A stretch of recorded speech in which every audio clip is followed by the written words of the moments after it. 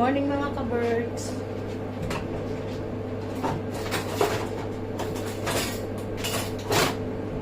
Nagmamadali ako magluto kasi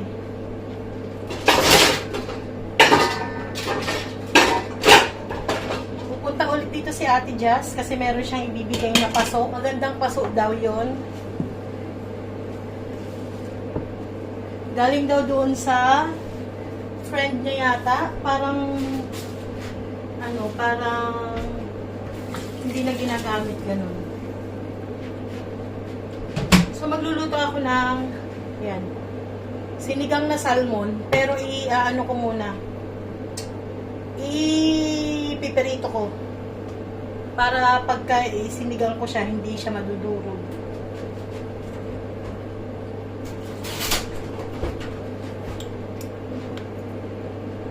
Tama ba salmon? No, salmon nga to.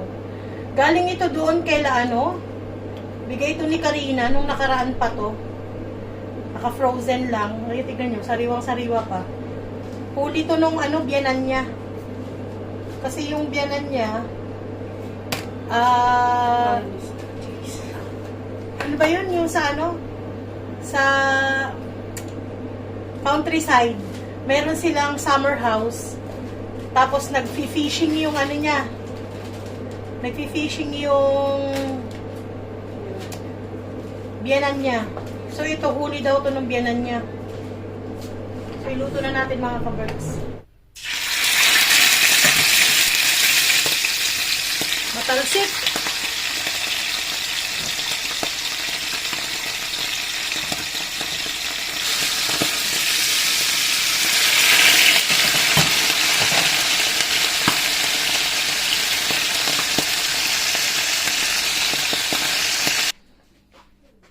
Ito na yung ating isda mga ka-birds. Tapos na ko na may prito.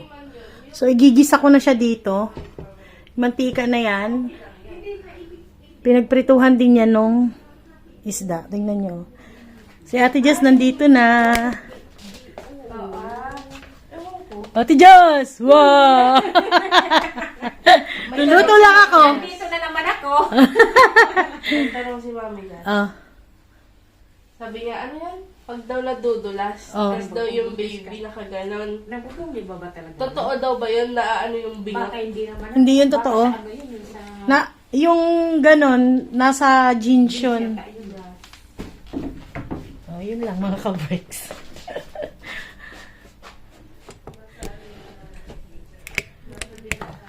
May lalagyan ko siya ng ginger.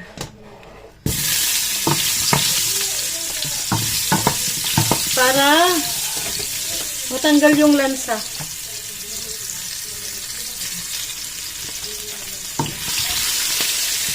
Kamatis.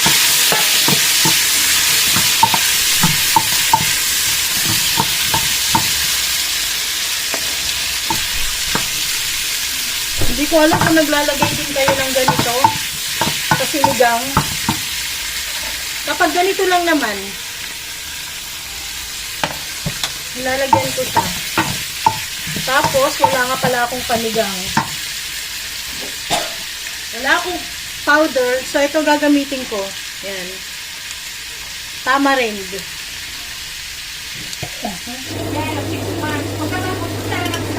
Pagkatapos, umuwi siya ng Pilipinas sa Ate Jazz. Kasi hindi pa siya nagbabakasyon eh. Di ba may 6 months na yun?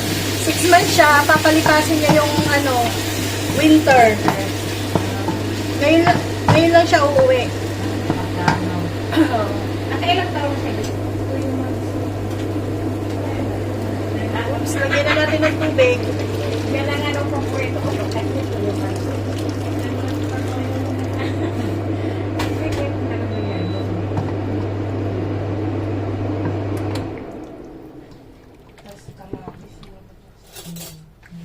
Tapos ka mga ganun. Lagyan natin ng patis kasi walang lasa. Matabang.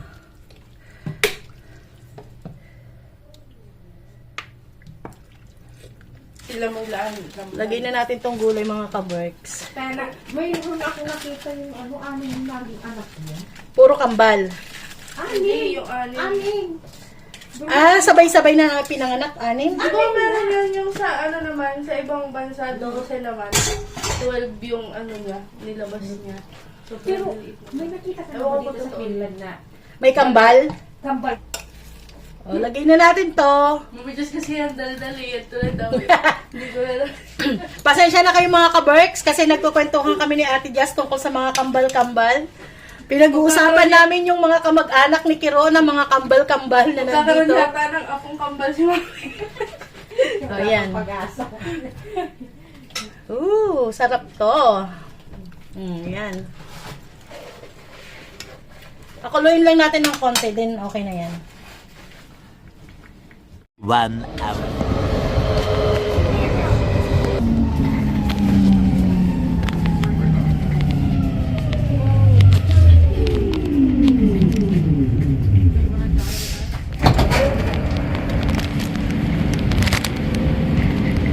Tayo sa Rauta mga ka-Berks.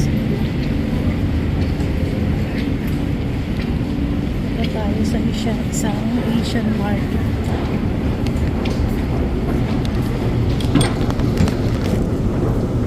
Dala ko si Isko.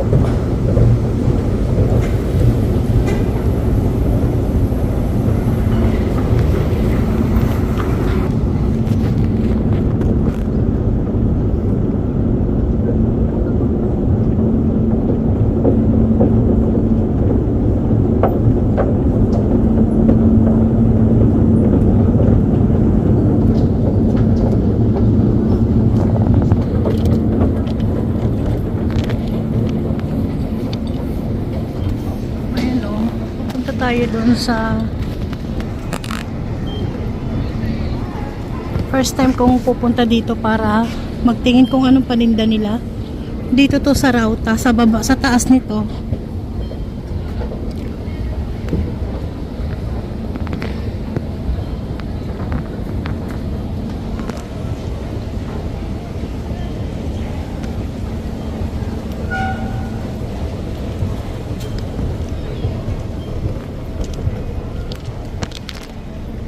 Wow. Ang daming panindang Pilipino Filipino store pala to mga ka-Berks. Ayun. Tingnan tayo na.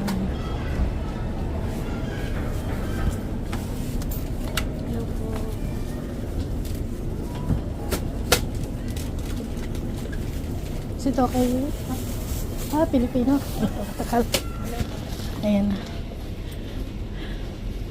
Ito ang kailangan ko. Wala silang isda. Meron silang siopaw mga ka-Berks. Ito yung price niya. Oh.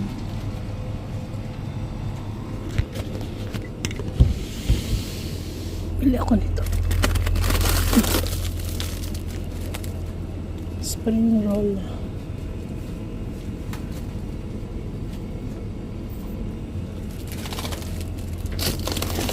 Price. Same lang ba?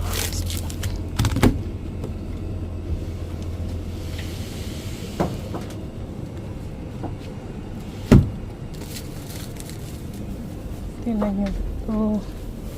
Filipino products.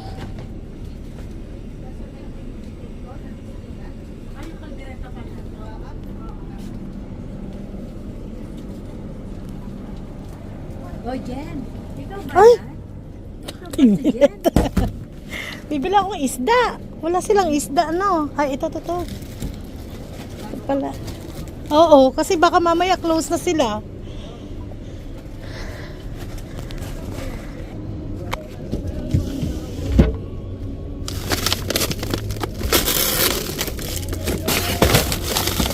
Bili tayo nitong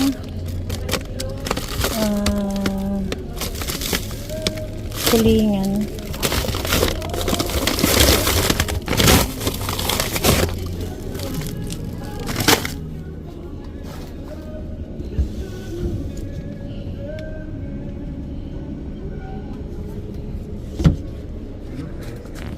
Puro Filipino products pala sila.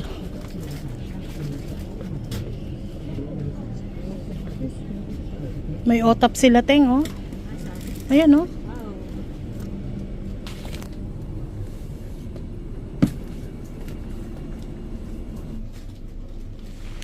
Meron din sila dito, yan, oh. Pang halo-halo.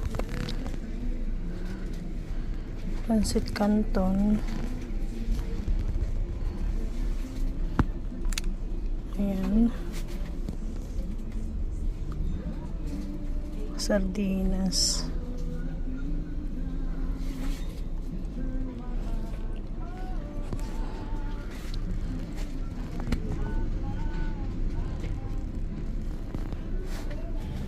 Ito lang yata bibili ko.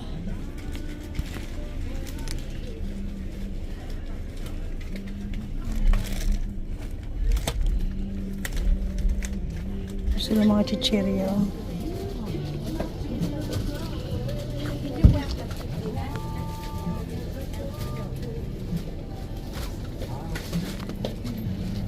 Kering.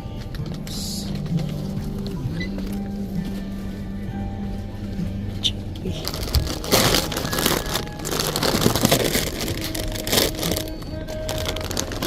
Bili tayo nitong isa.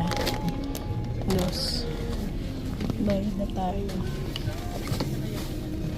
Meron na pala silang luto na dito, no? Empanada. The next day, the next day, the next. Morning mga ka-birds.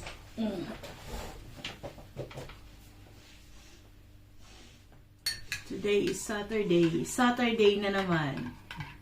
Kagigising lang namin mga ka-birds.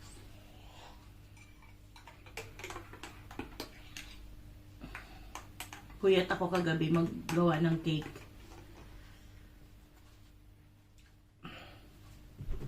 Marami kaming trabaho ngayon.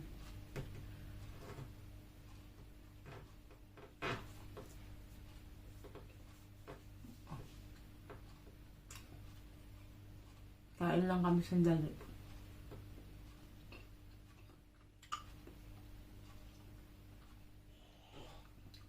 Tinapay lang ako, carrot bread. Nilagyan ko ng cheese. Hamburger cheese, tsaka bigay ni Gwen. Yung vegan mayo.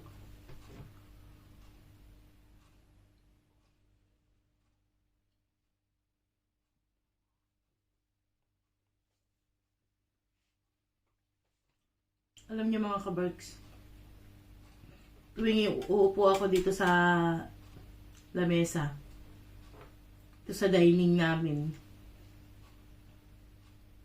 nare-relax yung utak ko sa sobrang tahimik ng kapaligiran.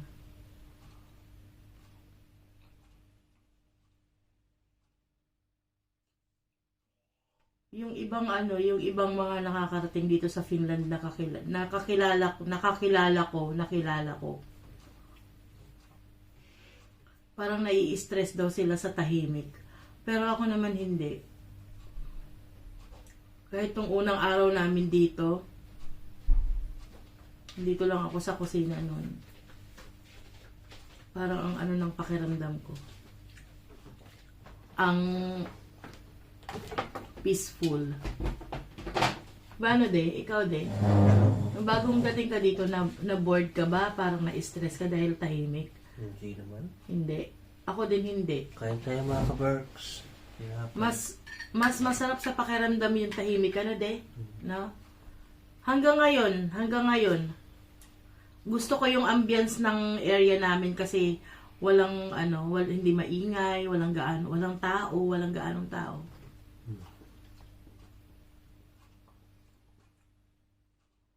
Itong bahay namin, ang kadalasan tambayan natin kusina, no? Kusina, sala. Kusina at sala. Pero ako, more on dito, sa kusina talaga. Kahit pag nagse-cellphone ako, dito ako sa kusina. Kape tayo mga ka-Berks. Tapos pinapanood ko yan, yung mga puno. Yung mga tumatalon-talon na squirrel dyan sa mga puno na yan. Tapos yung mga dumadapo na mga ibon dyan sa pine trees. Nakaka-relax sa utak. Tapos pinapanood ko yung mga bulaklak.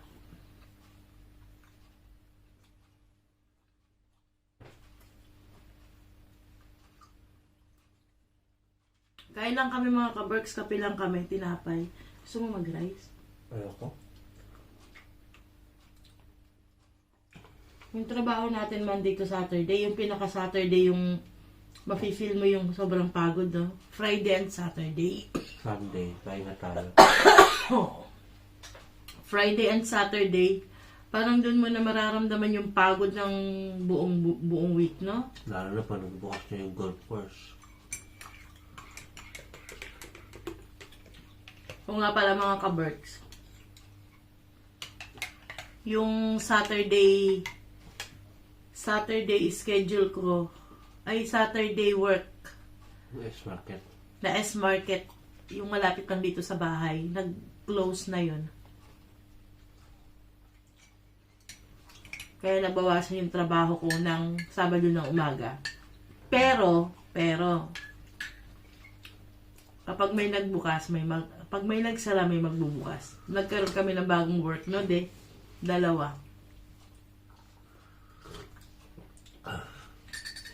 office cleaning. Ayun yung pinilot cleaning namin last Saturday, nung birthday ni Bella. Kaya kami ginabi na punta doon. Tsaka yung ipapilot cleaning namin ngayon. Ngayong Sabado.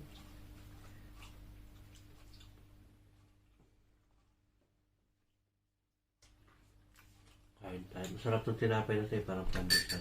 Carrot bread.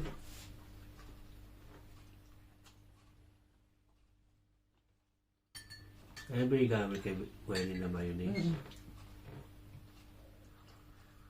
Vegan. Sarap.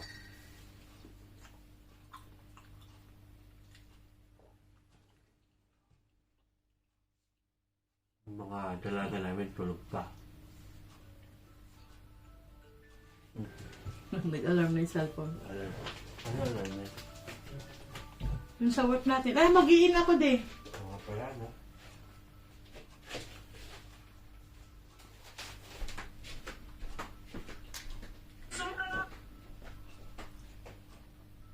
Di may tumatawag. Ano ka pala? Kaon tayo.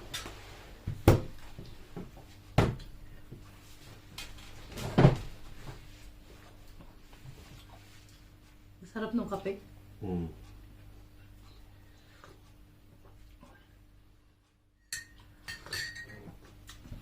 Kain lang muna kami mga ka-Berks.